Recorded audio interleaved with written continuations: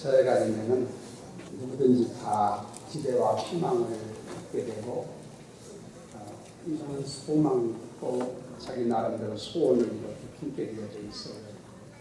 안 믿는 사람들도 보면은 자기들 나름대로 어떤 사람들은 해돋이 하는 데 가서 해 떠오르는 걸 보면서 자기의 소원을 얘기를 하고 싶어하는 사람도 있고, 금년에는 그래도 동해안 쪽에 10만 명 이상이 더 밀릴 거라고, 길이 막힐 거라고 방송에 나오는 걸 봤어요. 불신자들, 그죠? 그 사람들은, 절간에 다니는 사람들은 부처 앞에 가서 자기 소원을 좀 이루어달라고 제가 많이 합니다. 그런데 우리들은 축복하시는 분이 하나님 아버지신 줄로 믿습니다. 그러니까 다른 데 갈 게 없어요. 주님 계신 전에 나와서 우리 하나님 아버지 앞에 소원을 아뢰고 주의 은혜를 힘있는 우리가 되어야 될 줄로 믿습니다. 그리고 자식아 특별히 할 것도 없고 이 해가 아주 열리자마자 우리는 바로 하나님 앞에 모여서 예배를 드리는데, 우리 하나님이 기뻐하시고 오늘 여러분에게 큰 은혜와 축복을 주시기를 예수의 이름으로 축원합니다.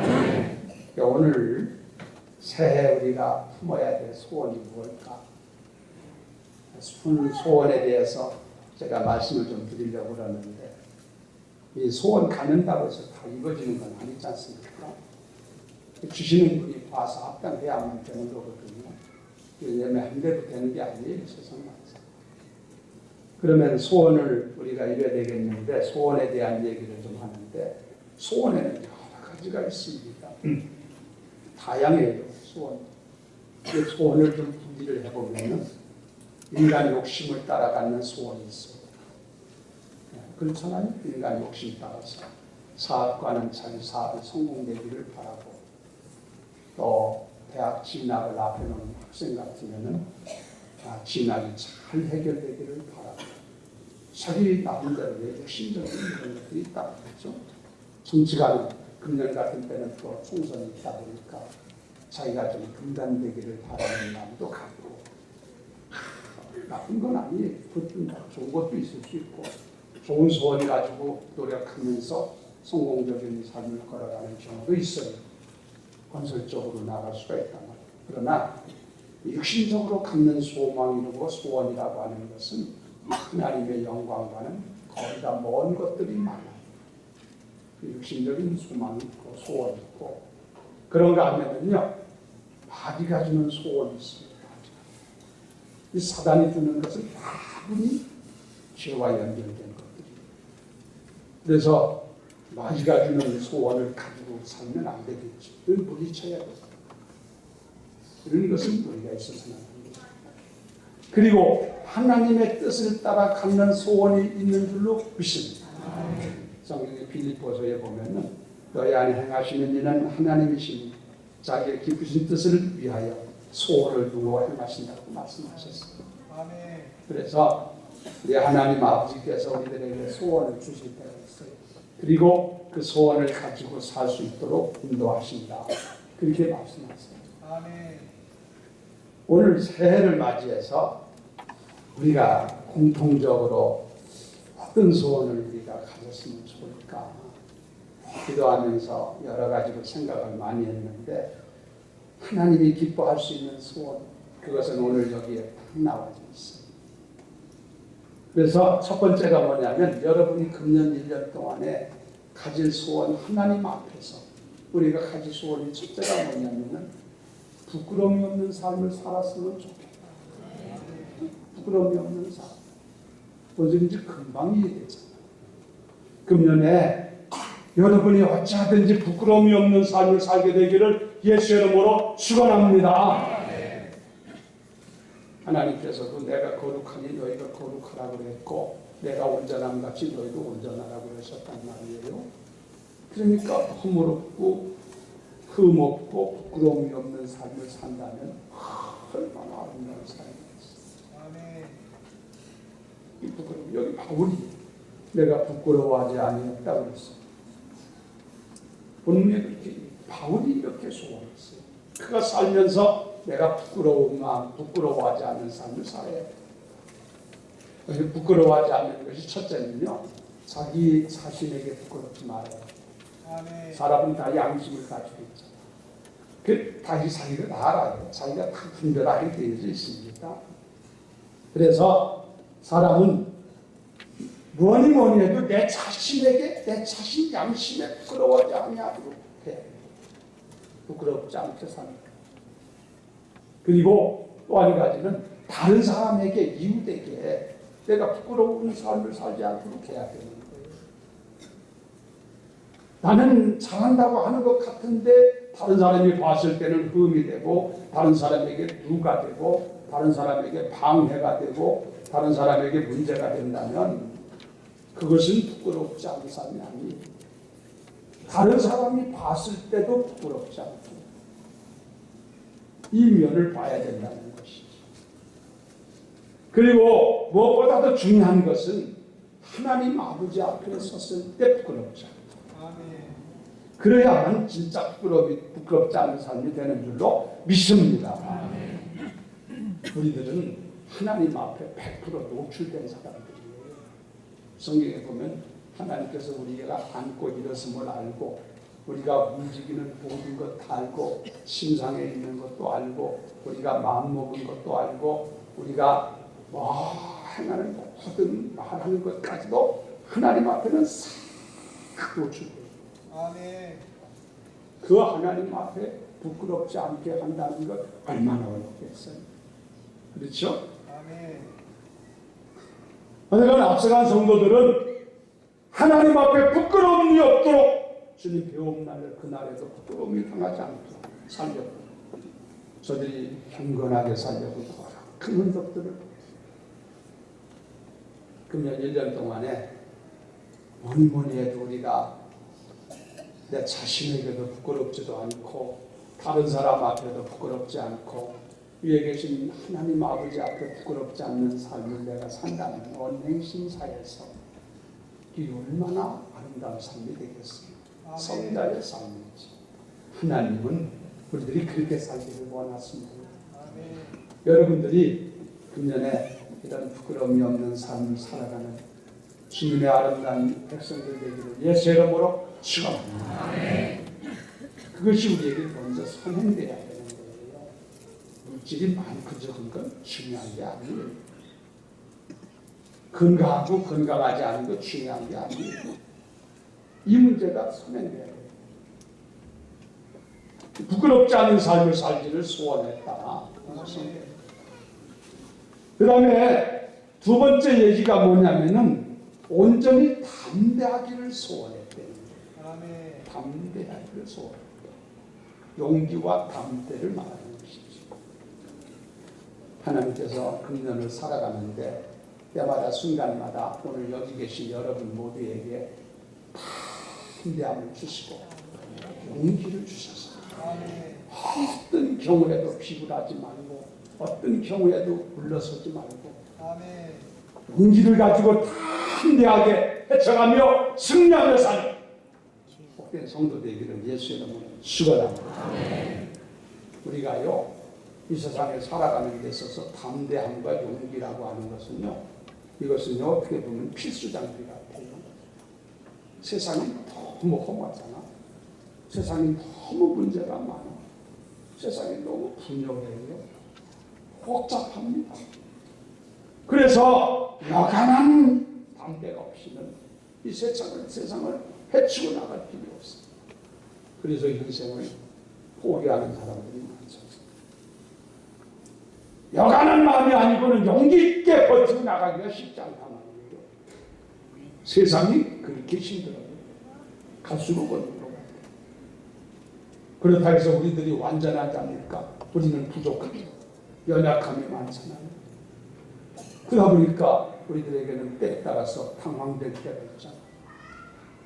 이런 문제가 올 때 여러분 주님을 향한 믿음을 가지고, 나는 비록 약하지만 주님이 내게 힘주시면 된다는 걸 믿고 여러분 담대하게 용기 있게 살기를 주의 이름으로 축원합니다. 그러면 문제가 해결되고 여러 가지 어려운 복잡한 것들이 물러갈 줄로 믿습니다. 이게 필요해요. 성경에 보니까 모세 같은 분에게 하나님이 사명을 주면서 강하고 다 하나님이 그 말씀하셨더라. 그 길이 가는 길이 평탄하지 않고 문제가 복잡하다는 걸 하나님은 벌써 아시고 강하고 다 하나님을 믿는 믿음을 가지고 하는 것이지. 내가 강하고 담대한다고 됩니까? 하나님이 뒤에서 함께 하실 걸 믿고 나와 함께 하시고 동행할 걸 믿고 강하고 담대한 믿음을 가지고 가라. 그렇게 갔더니 홍해가 갈라지죠. 반석에서 물이 나온 줄도 믿습니다. 여호수아에게도 가나안 땅을 들어가기 위한 여호수아에게도 사명 주시면서 강하고 담대하라. 그런 말씀을 하셨더라. 내가 나와 함께할 것이다. 우리들은 하나님의 백성이고 하나님의 자녀입니다. 그러므로 우리 하나님 아버지가 변함없이 우리와 함께 하시고 동행하실 줄로 믿습니다. 주님 여러분과 함께 하실 것을 믿고 백그라운드라고 그러죠. 배경에 내 배후에 주님이 계시다는 걸 믿으시고 두려워하지 말고 겁내지 말고 어떤 경우에도 비굴하지 말고 강하고 담대하고 그런 삶을 살아가는 여러분 되기를 주의 이름으로 축원합니다. 이런 소원을 달라고 기도할 필요합니다. 이런 길을 이런 마음을 달라고 기도할 필요합니다. 오늘 그리고 세 번째 얘기가 뭐냐면요. 오늘 여기 나오지요. 어찌하든지 내 몸에서 그도가 존귀하게 되기를 소원했어. 참 아름다운 말. 우리들의 궁극적인 삶의 목적은 하나님의 영광 아닙니까? 우리의 삶이 하나님을 영화롭게 한다면 여한이 없어요. 우리가 뭘 더 바라겠어요?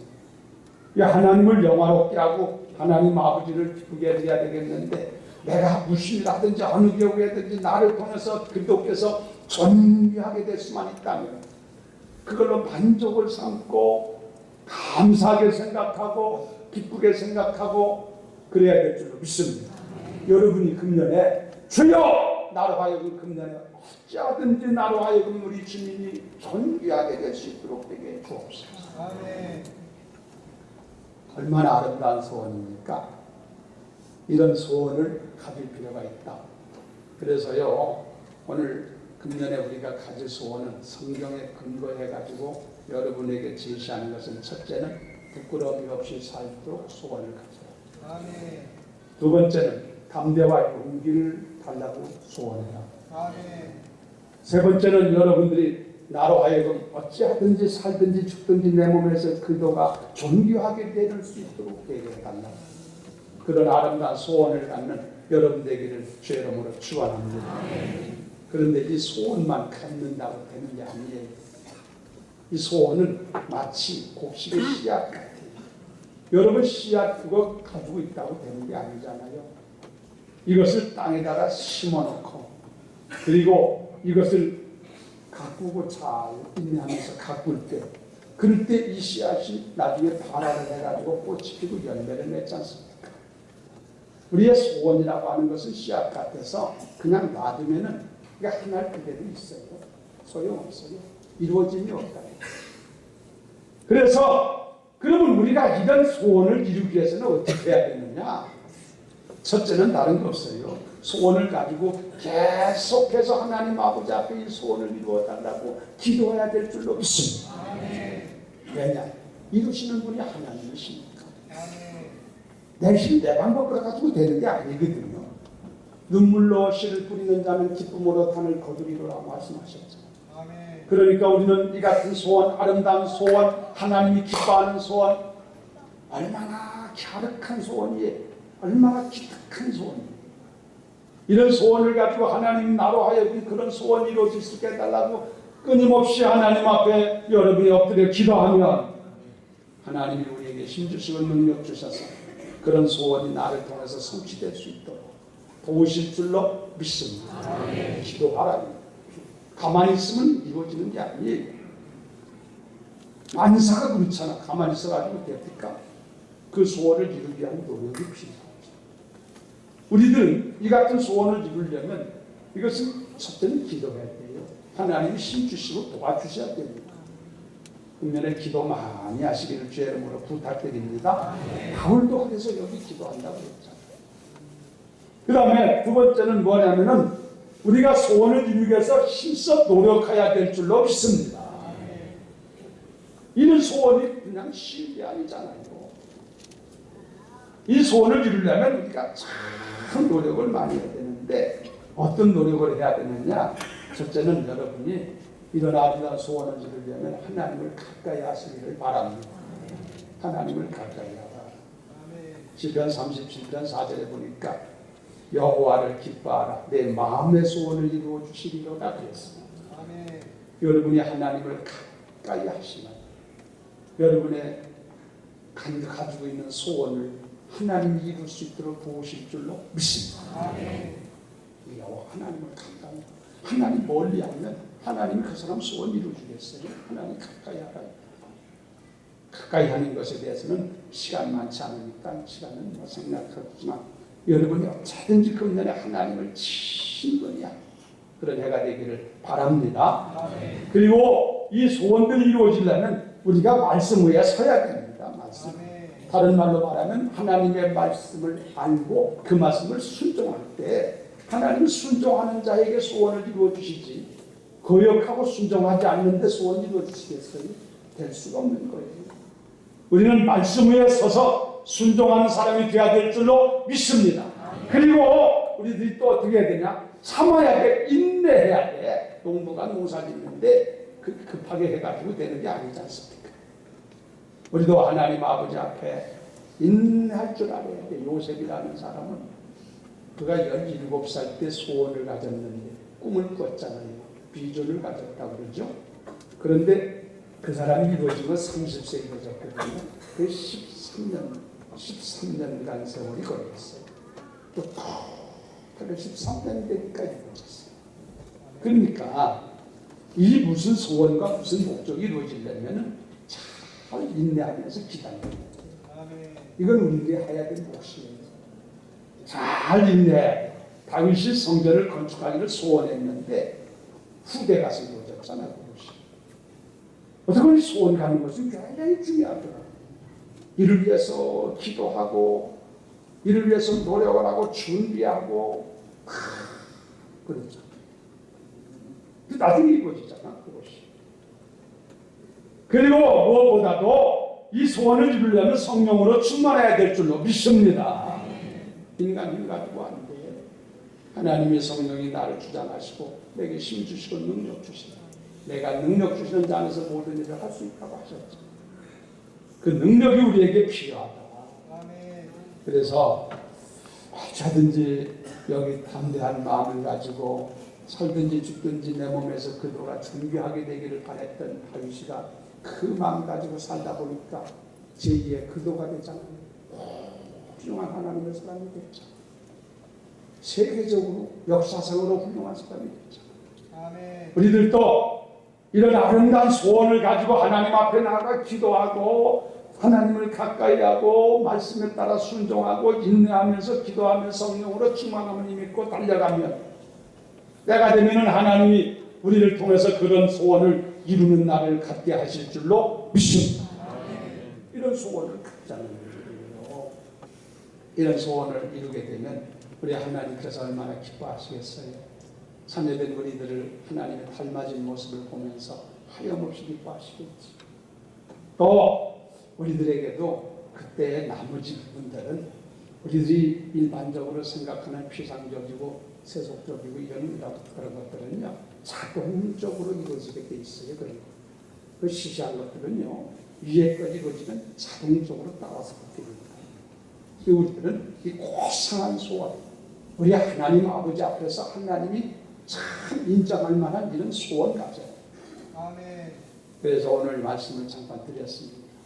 금년에 우리 모두 이런 소원 가지고 바울이 다 가졌던 소원을 우리도 갖고 아멘. 금년 살면서 내가 부끄러움을 없애야 아멘. 내가 강하고 담대하기를 소원하고 아멘. 나를 통해서 살든지 죽든지 수리도가 존재하게 될 수만 있다면 나는 더 이상 바랄 데가 없다. 아멘. 이런 소원 가지고 여러분이 기도하면서 힘쓰고 노력하는 가운데 그 일을 이루시는 해가 되기를 예수 이름으로 축원합니다.